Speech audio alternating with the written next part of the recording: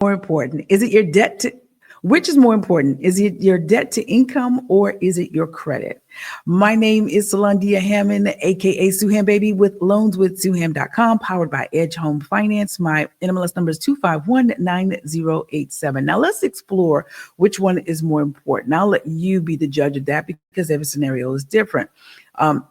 Lenders are going to look at your DTI to determine how you are looking financially. So they look at how much income you have and how much things you have going out into debts, things like car payments, student loans, and credit card bills, and anything that shows up as a debt on your credit report. Please keep in mind that if it does not show up on your credit report, it will not be computed in your debt to income ratio, aka DTI, right? So if you're sending money to mama or daddy to help for the light bill or to help towards housing expenses, that's not going to be included because it's not on your credit report. If you're paying for college for a child or for yourself, that's a little different. If you took student loans, it would be on your credit report. And if it's for a child, if it's on your credit report. But if you're just giving them money every month and you're not paying a bill, you're not obligated to it, it will not show up on your credit report and therefore will not be included in your DTI.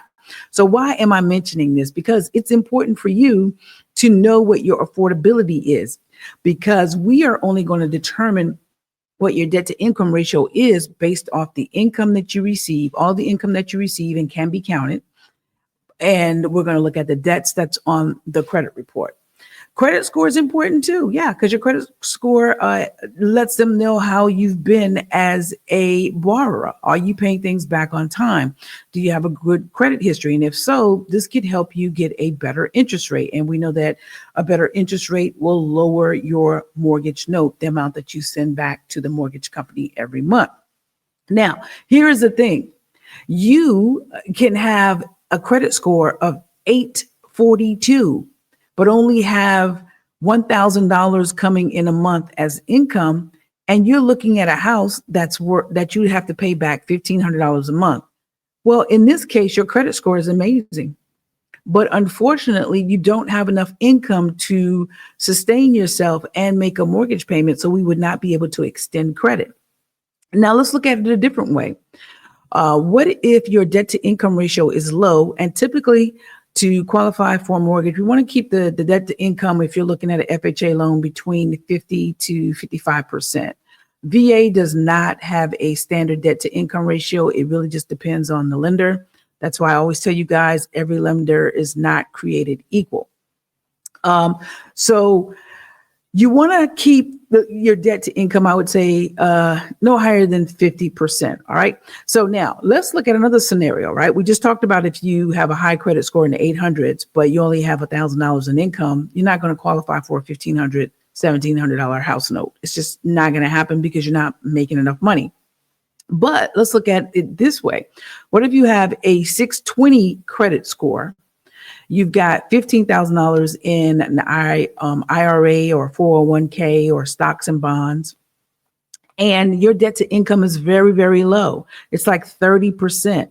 So that means that only 30% of your income is allocated to debts. Who do you think is going to get the mortgage?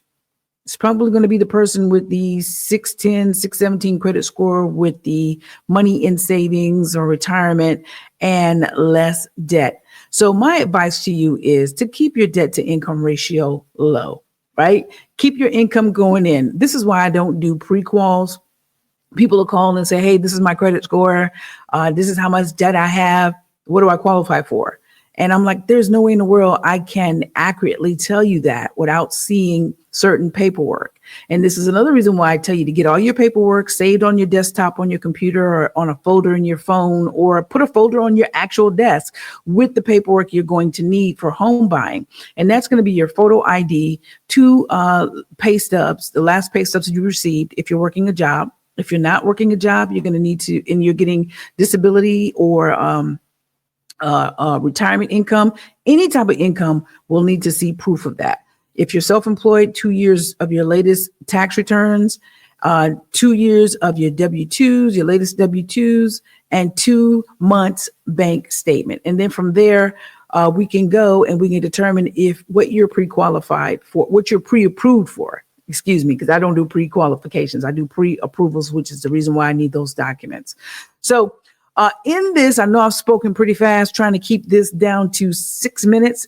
In this short video, I hope I have explained to you the debt to income ratio, the credit score, and how they impact a decision as far as a mortgage loan, and why you need to keep your debt to income ratio low and try to keep the income going up. All right. And that just applies in life, period. Whether you're buying a mortgage or not, keep your debt low, always be increasing your income. My name is Salandia Hammond. AKA Sueham, baby, with loanswithsueham.com. If you'd like to talk more about the home buying process, please reach out to me at loanswithsueham.com and book a free discovery call. Until next time, you guys have a great day.